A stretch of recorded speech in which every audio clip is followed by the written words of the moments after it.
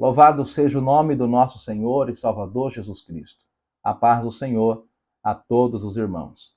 Irmãos, neste momento nós iremos fazer um breve comentário da revista de Escola Bíblica Dominical da classe Adulto, ano 2023, primeiro trimestre, que traz como assunto a ser abordado: Aviva a tua obra, o chamado das Escrituras ao quebrantamento e ao poder de Deus.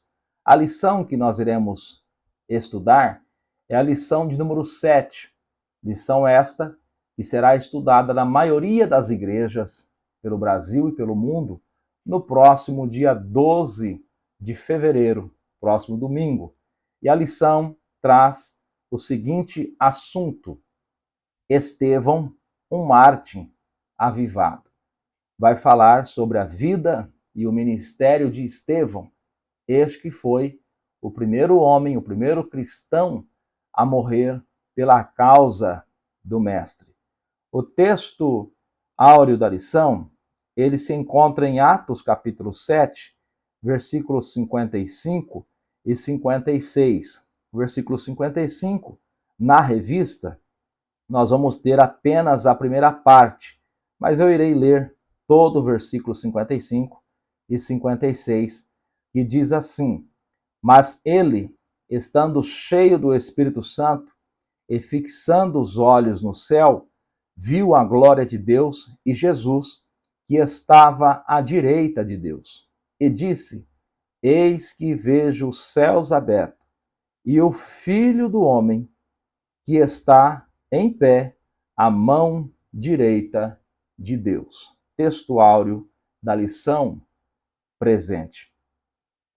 A verdade prática diz: por intermédio da graça de Deus, o cristão pode ser fiel a Cristo até a morte e contemplar sua glória.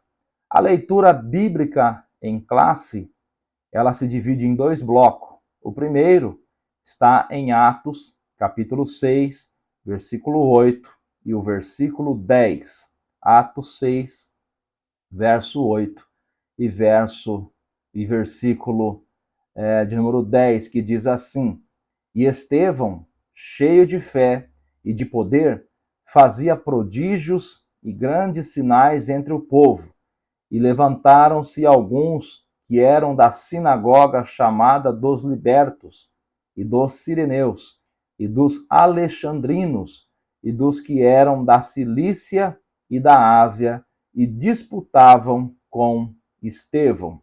A segunda parte, que é a continuidade da leitura bíblica, está também aí em Atos, porém no capítulo 7, versículo 54 até o versículo de número 60.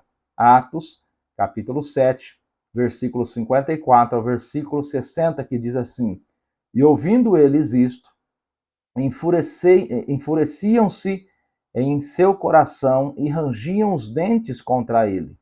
Mas ele, estando cheio do Espírito Santo e fixando os olhos no céu, viu a glória de Deus e Jesus, que estava à direita de Deus, e disse: Eis que vejo os céus abertos e o Filho do Homem, que está em pé à mão direita de Deus. Mas eles gritaram com grande voz, taparam os ouvidos e arremeteram unânimes contra ele, e expulsando-o da cidade, o apedrejavam, e as testemunhas depuseram as suas vestes aos pés de um jovem chamado Saulo, e apedrejaram a Estevão, que em invocação dizia: Senhor Jesus, recebe o meu espírito. E pondo-se de joelho, clamou com grande voz: Senhor, não lhes imputes este pecado. E tendo dito isso, adormeceu.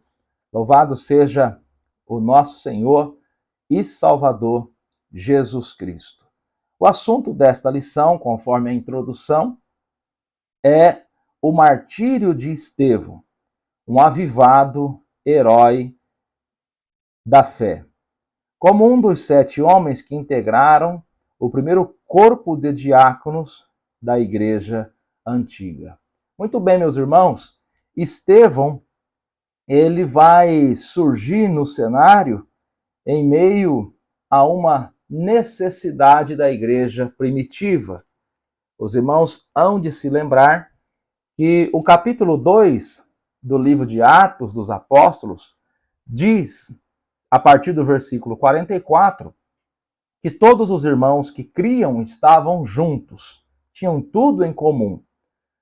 E o versículo 45 diz: vendiam suas propriedades e fazendas e repartiam com todos, segundo cada um tinha necessidade.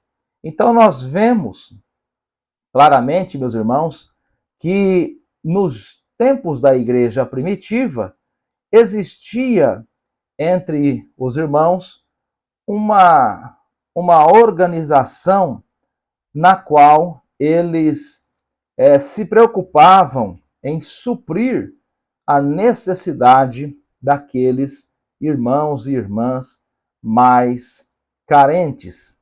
Existia entre os irmãos este zelo, esta preocupação em não deixar que nenhum irmão, nenhuma irmã viesse a padecer por alguma necessidade material. Nós temos até mesmo o relato no capítulo 4, versículo 36 e 37 aí de Atos, a respeito de Barnabé, aquele judeu levita natural da ilha mediterrânea, a ilha de Chipre. A Bíblia diz: então José, cognomato pelos apóstolos Barnabé, que traduzido é filho da consolação, levita natural de Chipre, possuindo uma herdade, vendeu-a e trouxe o preço e a depositou aos pés dos apóstolos. Aqui José, cogonimado, pelos apóstolos como Barnabé. Ele vendeu a sua propriedade, parece, nós conseguimos encontrar um certo padrão a este respeito, que a igreja primitiva, os irmãos que tinham posses, eles se preocupavam, a sua grande maioria, se preocupavam em suprir a necessidade das viúvas, dos órfãos, dos carentes, ou seja, cumprindo com aquilo que a própria palavra de Deus nos ensina. Nós encontramos, por exemplo, irmãos, na primeira carta de Paulo a Timóteo, capítulo 5, versículo de número 8 e 9, nós encontramos o apóstolo São Paulo regulamentando esta ajuda, por exemplo, no caso das viúvas. 1 Timóteo, capítulo 5, versículo 8 e 9. Mas, se alguém não tem cuidado dos seus, e principalmente dos da sua família, negou a fé e é pior do que infiel. Versículo 9. Nunca seja escrita viúva com menos de 70 anos, e só a que tenha sido mulher de um só marido. Então nós encontramos aqui Paulo ele regulamentando esta ação social que a igreja fazia. Naquele período não existia previdência, não existia os meios que nós temos hoje.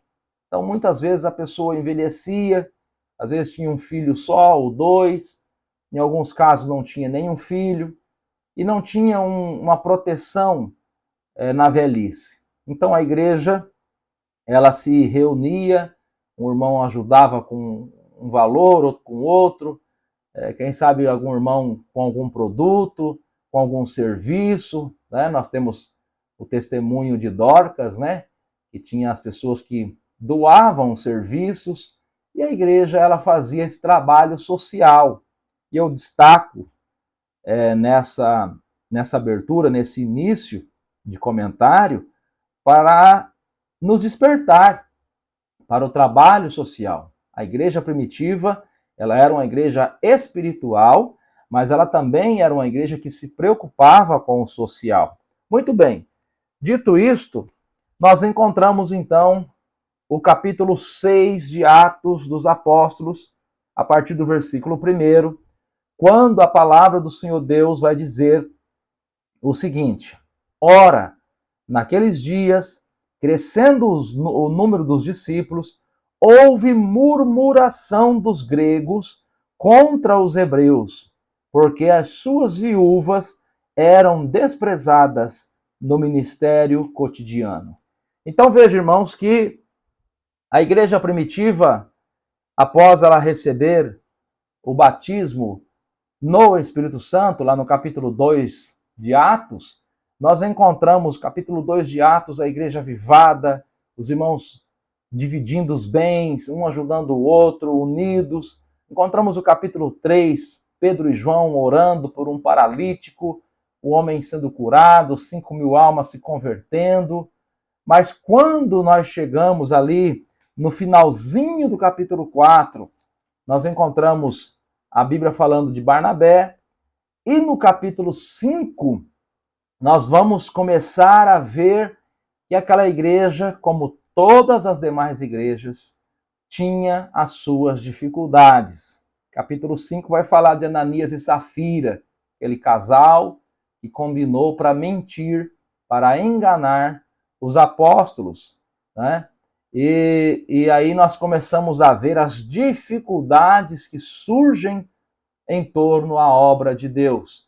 Isso nos mostra, irmãos, que todas as igrejas, sem exceção, todas elas, vão ter dificuldades, vão ter problemas, vão ter situações delicadas. E aqui nós chegamos no capítulo 6 de Atos, quando a Bíblia diz que os irmãos que eram de origem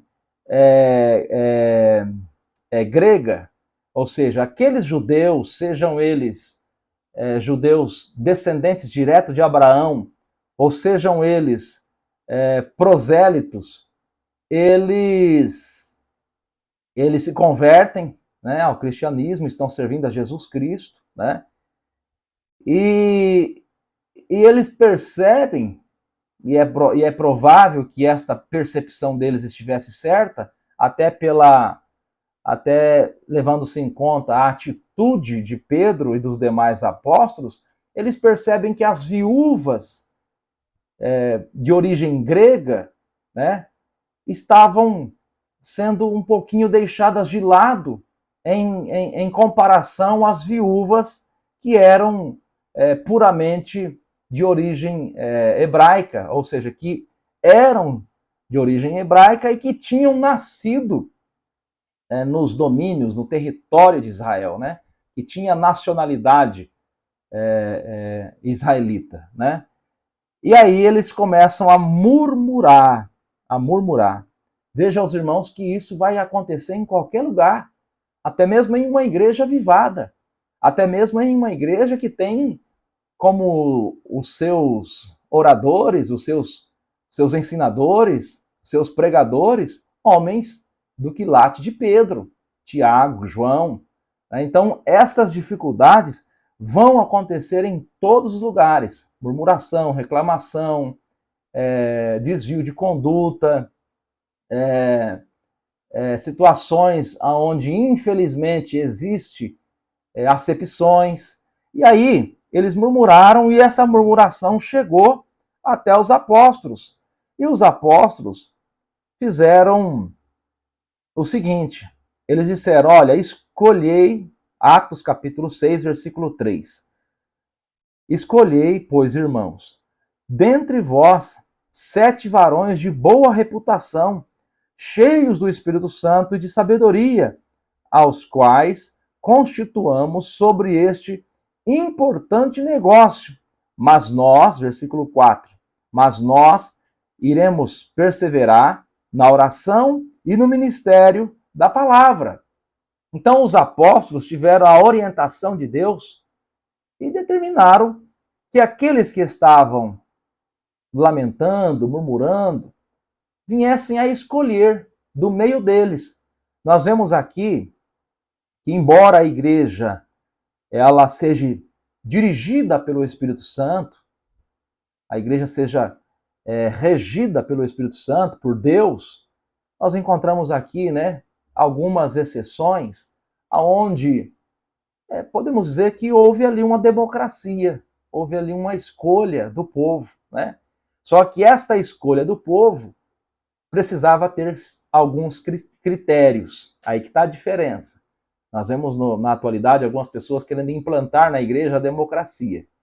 Ah, vamos fazer eleição para esse, eleição para aquilo outro, vamos fazer eleição para tal departamento, para tal convenção, mas e os critérios? Aí que está a questão. Olha os critérios que os apóstolos colocaram. Homens de boa reputação, cheios do Espírito Santo e de sabedoria, para constituir sobre este importante negócio. Qual era o negócio? Diaconato.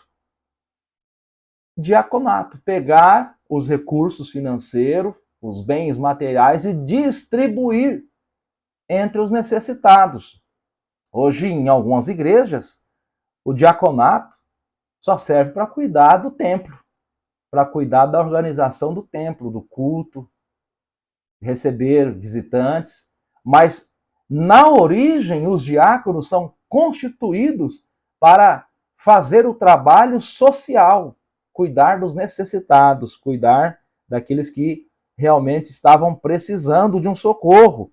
E a palavra de Deus diz em Provérbios capítulo 21, versículo de número 13. Provérbios 21, versículo 13. A palavra de Deus diz assim, ó: o que tapa o seu ouvido ao clamor do pobre, também clamará e não será ouvido. Então, nós não podemos se esquecer dos pobres. Os pobres sempre teremos conosco, disse Jesus Cristo, mas nós não podemos se esquecer dos pobres, né? Tiago, capítulo 1, versículo 27. Tiago, capítulo 1, deixa eu encontrar aqui, Tiago, capítulo 1, versículo de número 27, vai dizer assim: a religião pura e imaculada para com Deus, o Pai, é esta: visitar os órfãos e as viúvas nas suas tribulações, guardar-se da corrupção do mundo. Então aqui está a verdadeira religião, né? Se guardar da corrupção, ou seja, a santidade, a santificação, e cuidar do próximo. Cuidar do próximo. E é exatamente isso que a igreja primitiva estava fazendo. E em meio a esta escolha, o primeiro nome da lista, em Atos capítulo 6, versículo 5, o primeiro nome da lista é o nome de Estevão. Veja, que interessante, né? Quer dizer, do meio do povo seria escolhido os 7 melhores. Melhores, os irmãos me entendem a colocação. Melhores no bom sentido, né? Seriam escolhidos os 7 melhores, aqueles que fossem cheios do Espírito Santo, de sabedoria, de boa reputação, né? Para cuidar desse importante negócio. E aí no versículo 5, destes 7, o primeiro nome que se desponta é o nome de Estevão. Versículo 5 do capítulo 6. E este parecer contentou a toda a multidão, e elegeram Estevão, homem cheio de fé e do Espírito Santo. Aí os demais, né? E Filipe, e Prócoro, e Nicanor, e Timão, e Parmenás, e Nicolau, prosélito de Antioquia. Então, dos 7, o primeiro nome que encabeça a lista é o nome de Estevão. Então, resumindo, Estevão ele surge em meio a este cenário. Inicialmente, a função que Estevão deveria realizar era cuidar das viúvas. Alguém pode olhar e pode pensar, mas essa é uma função simples que qualquer um faz. Só que tem um porém, irmãos. Aquilo que qualquer um faz, se você fizer bem feito, fizer o melhor, irá te colocar em condições de fazer algo que nem todos fazem. Entende? Quando você faz bem feito, quando você dedica-se, quando você faz o teu melhor, vou dizer para você fazer melhor que o seu irmão, melhor que a sua irmã, mas fazer o seu melhor. Quando você se dedica e faz o seu melhor, Deus considera. E isso te dá um ponto a mais para que você seja convocado, para que você seja chamado para fazer algo mais além, algo de maior profundidade, algo de maior. Algo assim, algo que venha destacar mais, né? Me fugiu aqui as palavras, mas algo que não seja meramente um trabalho secundário na igreja. Parecia que Estevão iria parar, ia estagnar em um trabalho que, vamos dizer, é secundário, não é? Porque o trabalho primário de qualquer obreiro, qual é? A pregação, o ensino, a ministração. Tanto que os apóstolos falaram, ó, vocês vão cuidar dessa tarefa e nós iremos continuar focados no ministério da oração e da palavra. Então, este é o primeiro trabalho, o primeiro objetivo de qualquer obreiro. Mas o segundo, no caso aqui, cuidar da assistência social, não é muito inferior e tem sim os seus méritos e Deus considera, e é um trabalho que às vezes não é visto pelos homens, mas é visto por Deus. Muito bem, o testemunho de Estevão, o ponto 1, vai dizer que Estevão, usado por Deus, né? Estevão, um homem ali usado por Deus, né? É o ponto 1 do tópico 1 da lição. O nome de Estevão aparece pela primeira vez na Escola dos Diáconos, nós já falamos a respeito disso. Claramente, o evangelista faz uma menção de destaque ao dizer que o primeiro mártir era um homem cheio de fé e do Espírito Santo. Atos 6:5. No versículo 8, tomamos o conhecimento de outras características de Estevão. Cheio de fé e de poder, fazia prodígios e grandes sinais entre o povo. Atos 6, verso 8. Essa reputação causou inveja e grande oposição dos adversários da igreja. Levantaram-se alguns da sinagoga dos chamados libertinos, dos sirineus, dos alexandrinos, dos que eram da Cilícia, da Ásia, e disputaram com Estevão. Disputaram com Estevão. Nos dias de hoje, oremos para Deus levantar crentes como Estevão, cheios de fé e de sabedoria. Então Estevão começa a realizar a obra, ele não para apenas no trabalho social, mas ele, cheio do Espírito, o próprio Espírito, né, vai impulsionando a pessoa vai sendo levada. Ninguém pede para ser pregador, ninguém pede para ser alguém que venha se destacar. Pelo menos não deveria ser assim, né?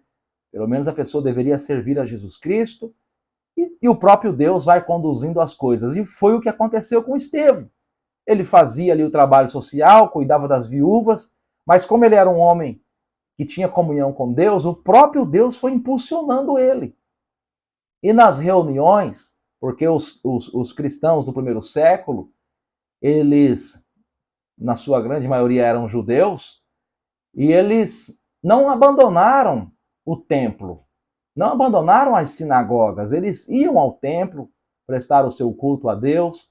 Aos sábados, eles iam nas sinagogas, nós encontramos Jesus indo nas sinagogas, os apóstolos indo nas sinagogas. Muitos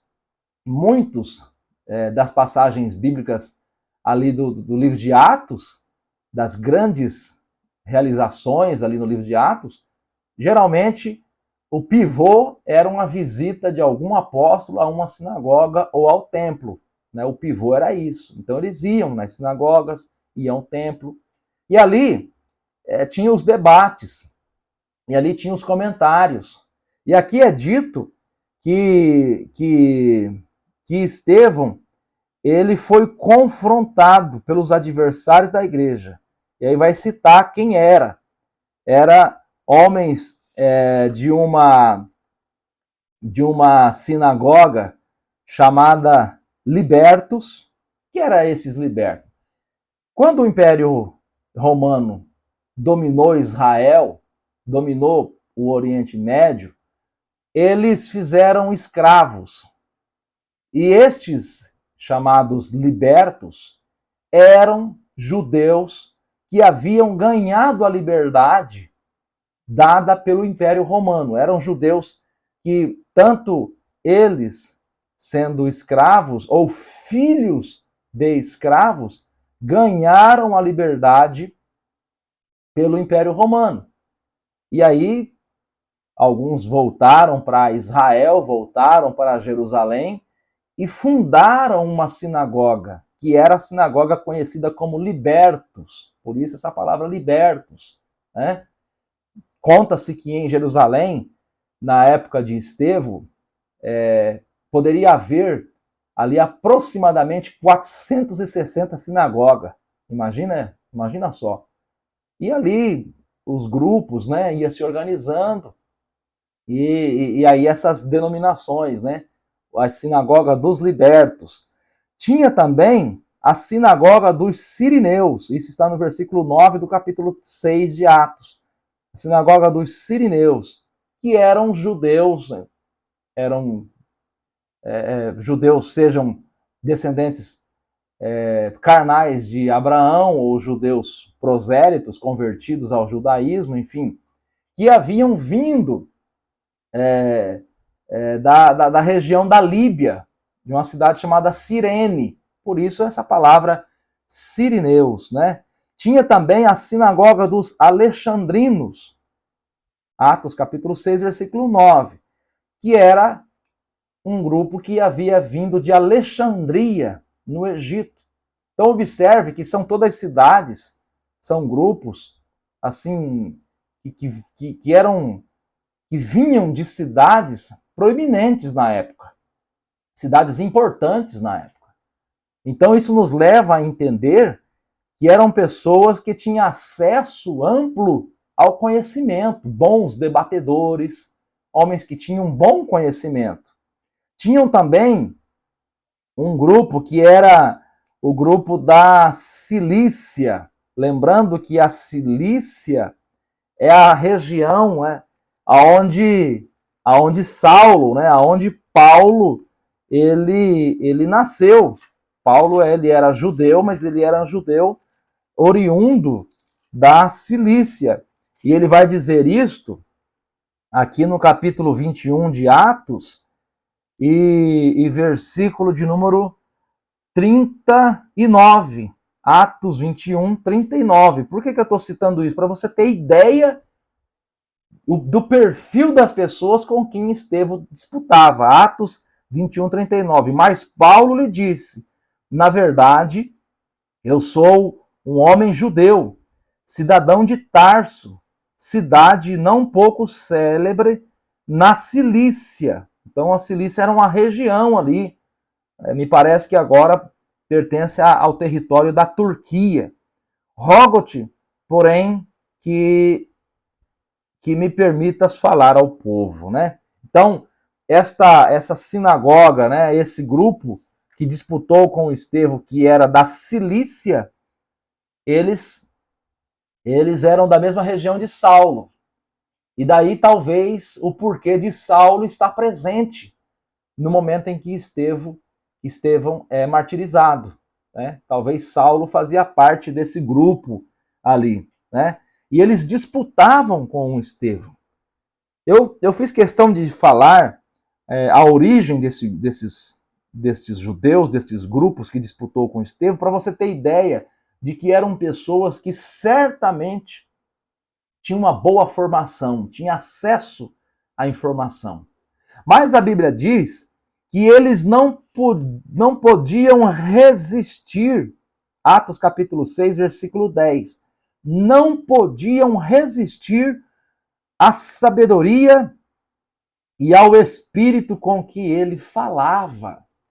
Oh, glória a Jesus Cristo. Observe que Saulo provavelmente fazia parte deste grupo. E Saulo Nós todos sabemos, depois da conversão ficou sendo mais conhecido, né, pelo seu nome hebreu, o nome Paulo, né? Ou aliás, pelo seu nome gentil, né? Paulo, né?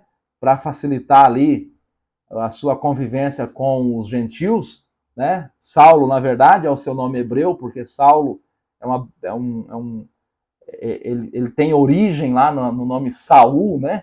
E Saulo, nós sabemos, ele era da tribo de Benjamim, a mesma tribo de Saul. Mas, enfim, Saulo, ele era um homem muito inteligente, muito inteligente.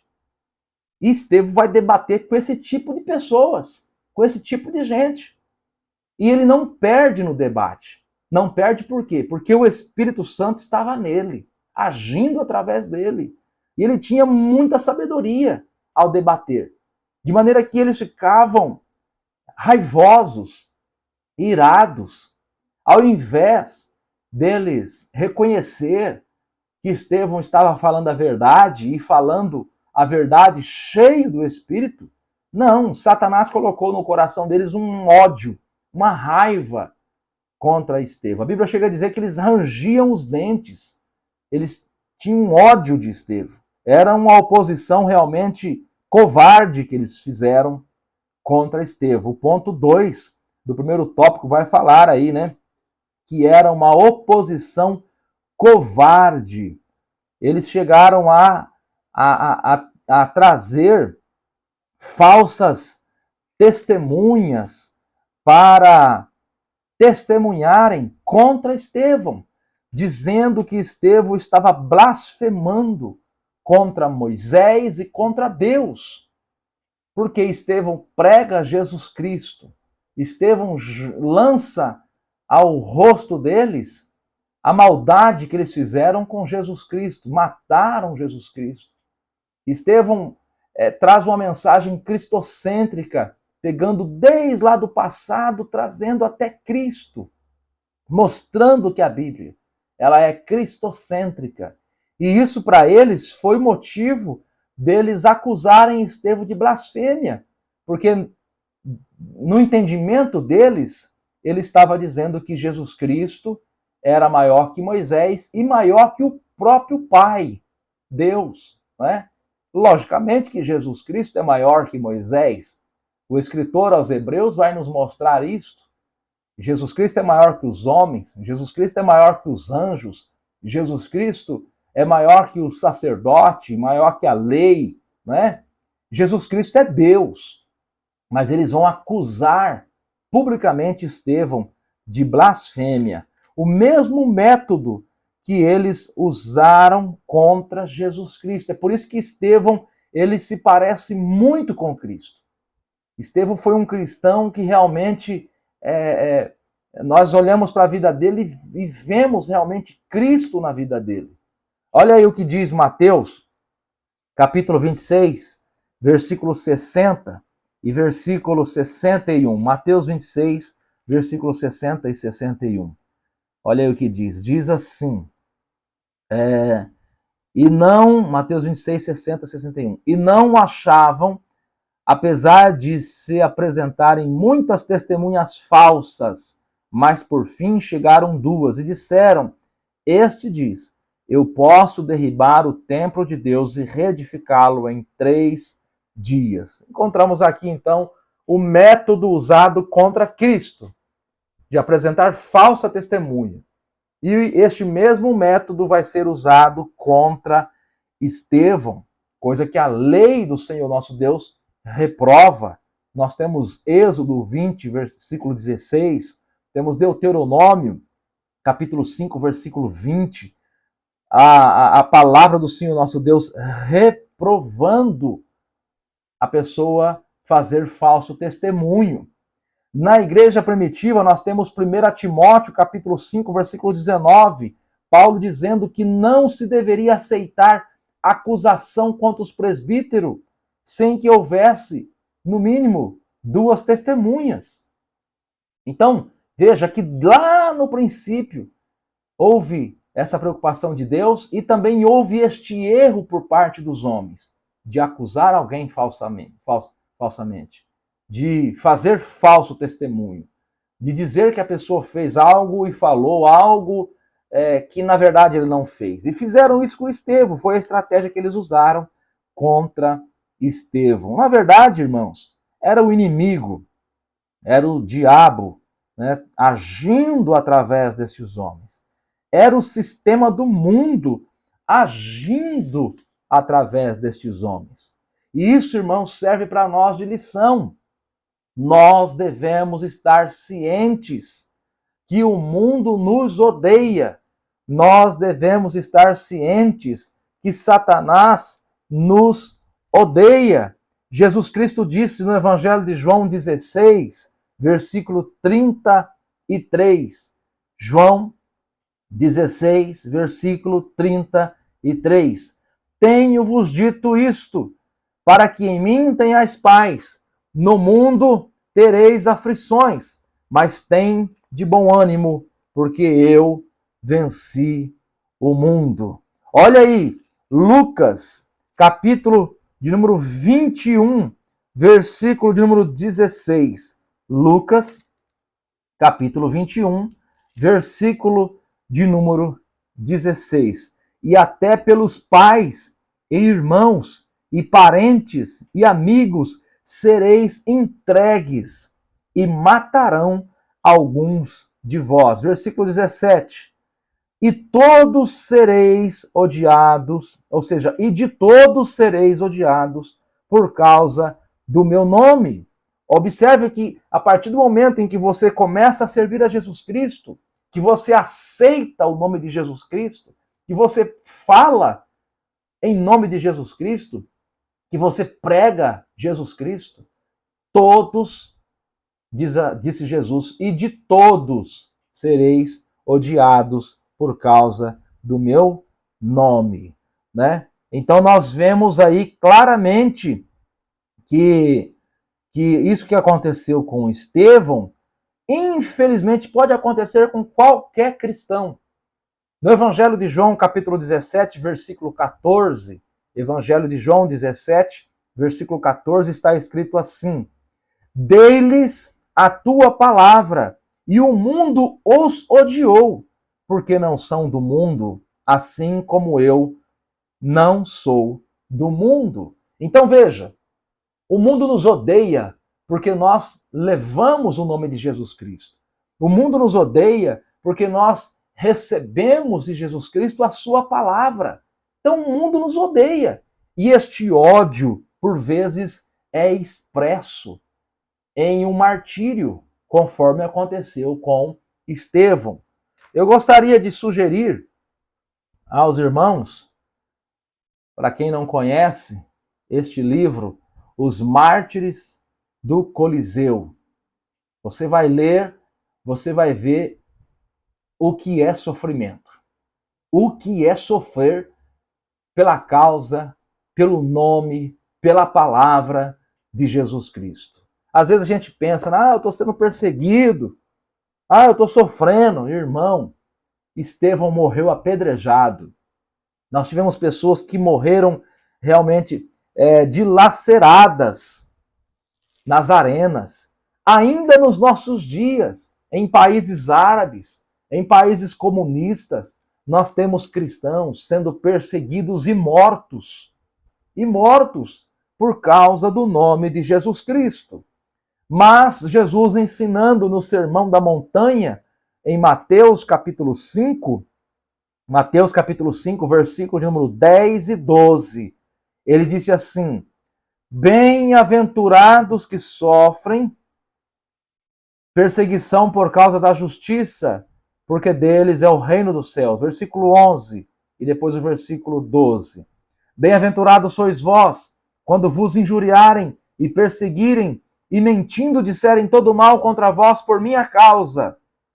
Exultai, alegrai-vos, porque é grande o vosso galardão nos céus, porque assim perseguiram os profetas que foram antes de vós.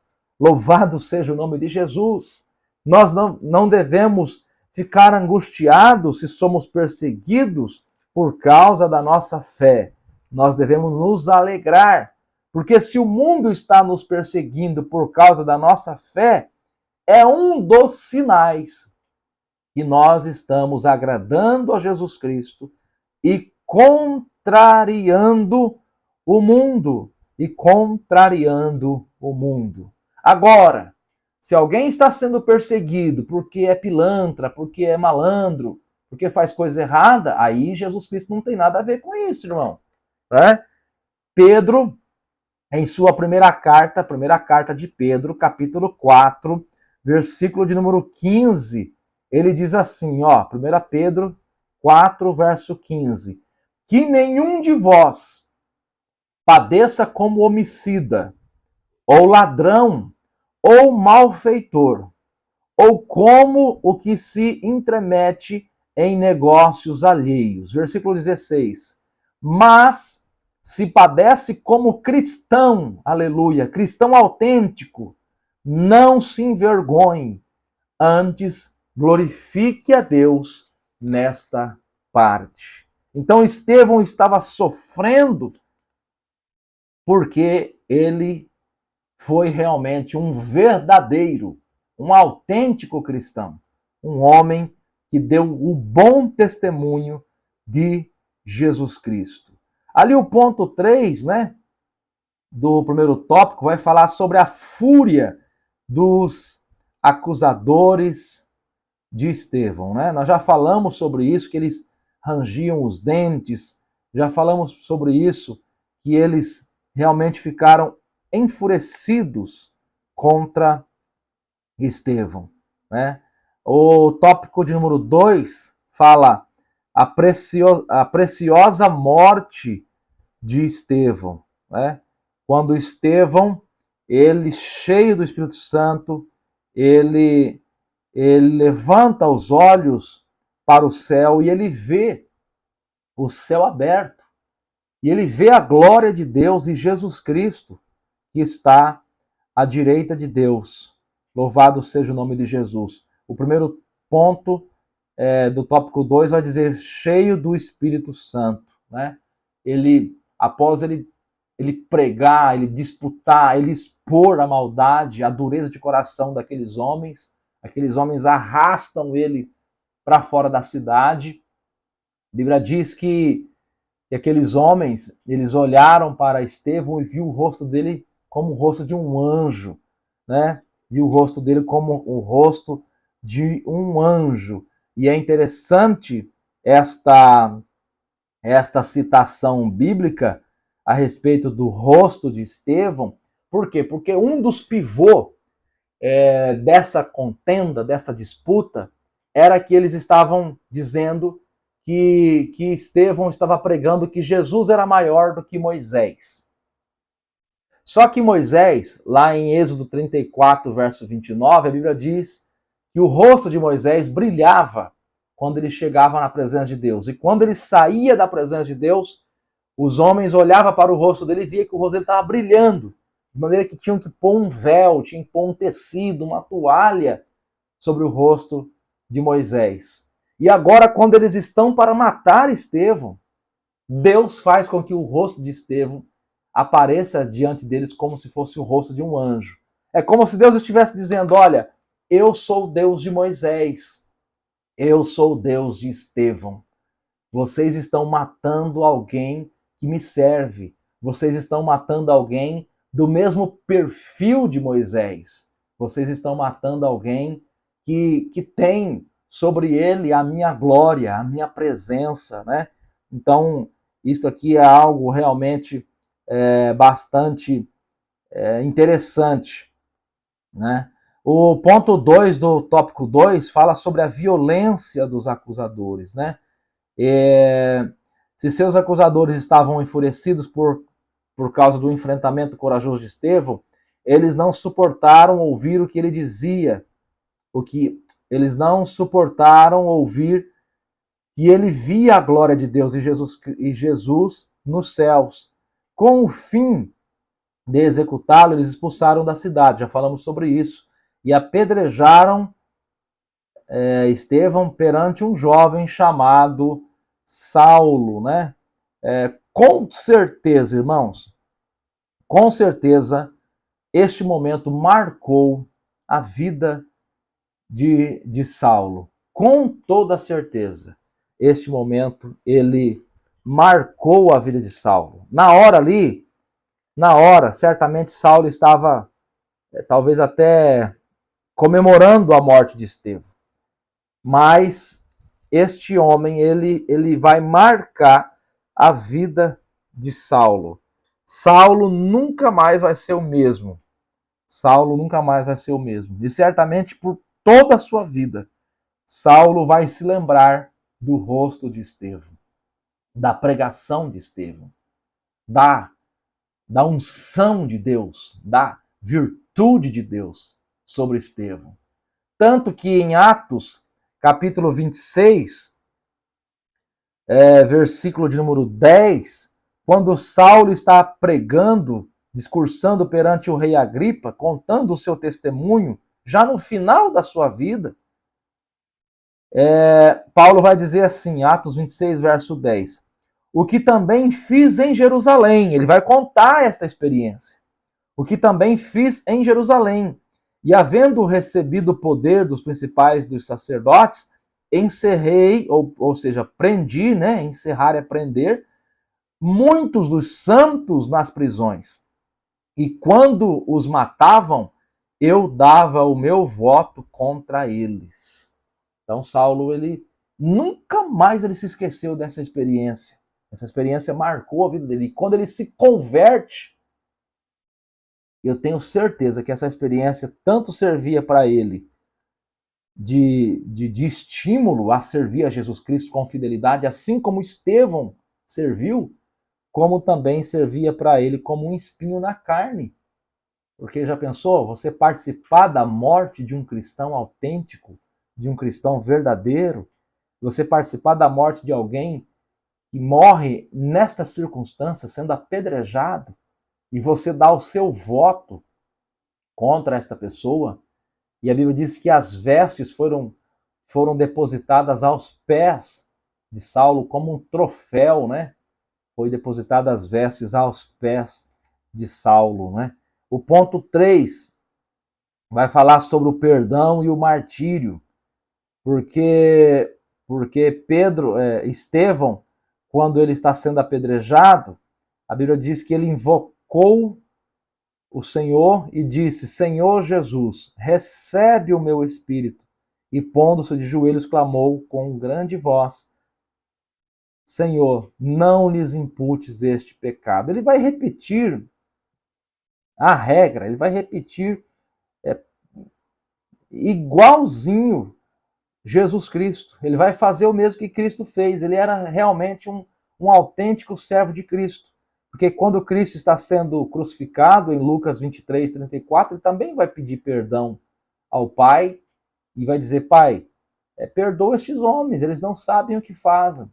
Jesus também vai liberar esse perdão, vai pedir esse perdão em favor dos homens ao Pai. Né? Jesus também, ele se rende, ele entrega o seu espírito ao Pai. Isso é uma forma do homem, nos últimos momentos da sua vida, reconhecer que ele veio de Deus e volta para Deus. Reconhecer que ele pertence a Deus. Olha o que está escrito lá em Eclesiastes, capítulo de número 17, ou seja, Eclesiastes capítulo de número 12, versículo de número 7.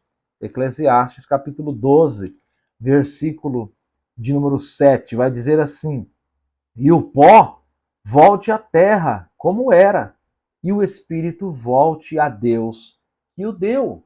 Então é uma forma do homem reconhecer que morte gloriosa. Nos últimos momentos da vida de Estevão, ele diz, Senhor, recebe o meu espírito. Eu estou voltando para ti. Eu vim do Senhor, o Senhor que me criou, o Senhor que me formou, e agora eu estou voltando para ti. Na parábola, que na verdade nem é parábola, né? Porque ali nós temos um nome, nós temos pessoas, né? Não são figuras, não são tipos, né? Mas são pessoas concretas. Na passagem ali que vai descrever a história do rico e do Lázaro, Evangelho de Lucas, capítulo 16, no versículo de número 22, vai nos falar o que acontece no momento da morte. Muitas pessoas têm essa curiosidade. O que acontece no momento da morte? E depois da morte? A palavra vai dar a resposta. Lucas 16, versículo 22. E aconteceu que o mendigo morreu e foi levado pelos anjos para o seio de Abraão. E morreu também o rico e foi sepultado. Então, aquele mendigo, Lázaro, que servia a Jesus Cristo, que servia a Deus, foi levado para um local de consolo, de conforto, de prazer, né, para aguardar ali a ressurreição, para aguardar ali o soar da trombeta. Então veja, Estevão, ao morrer, ele se rende a Deus, ele entrega o seu espírito ao Senhor. Louvado seja o Senhor Deus por isso. O ponto 3, ou seja, o tópico 3 da lição, vai falar sobre o avivamento em meio ao sofrimento. Nós já falamos a respeito disso. Passagens bíblicas onde Jesus diz que no mundo nós teríamos aflições, que nós seríamos perseguidos, né? O ponto 1 vai dizer que todos os apóstolos, exceto João, tiveram mortes assim tristes, né? Morreram martirizados, perseguidos, né? O ponto 2 vai falar sobre o avivamento e sofrimento. Diz assim, o avivamento espiritual, motivado pela presença gloriosa do Espírito Santo, renova as forças dos servos de Deus para enfrentarem situações difíceis por causa da sua fé em Jesus Cristo.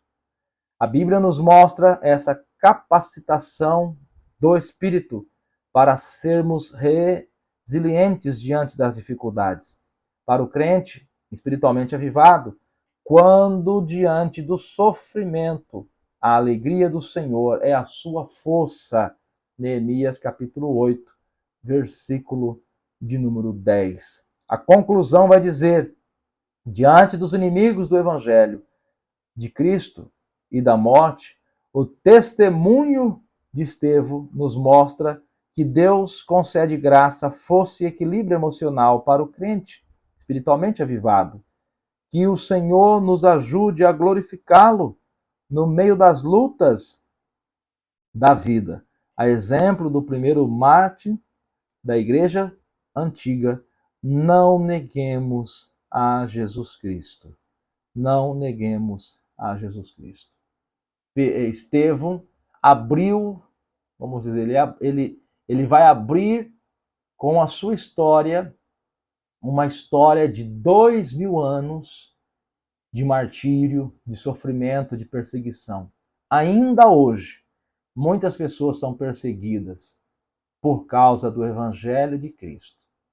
Mas, para aqueles que são sinceros a Jesus Cristo, o Espírito Santo de Deus envia o conforto, o consolo, a força necessária para que eles venham atravessar por este momento de turbulência e permanecer fiel a Jesus e a sua palavra.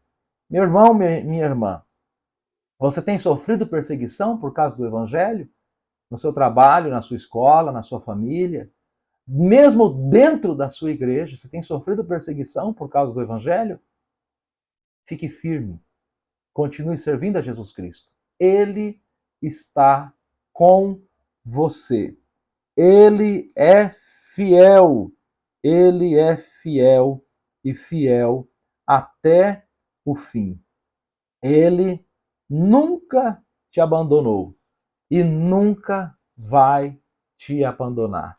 Continue sendo fiel a Ele. Eu termino este comentário citando Mateus capítulo 28, versículo 20. Mateus capítulo 28, versículo 20, que diz assim: ensinando-as a guardar todas as coisas que eu vos tenho mandado. E eis que estou convosco todos os dias, até a consumação dos séculos. No momento do prazer, Jesus está contigo. No momento feliz, Jesus está contigo. Quando alguém te apoia, Jesus está contigo. Mas no momento da dificuldade, no momento da perseguição, no momento da angústia, Jesus também está contigo. Ele é fiel à sua santa palavra. Que Deus abençoe a sua vida, a sua família, em o nome de Jesus Cristo, nosso Senhor.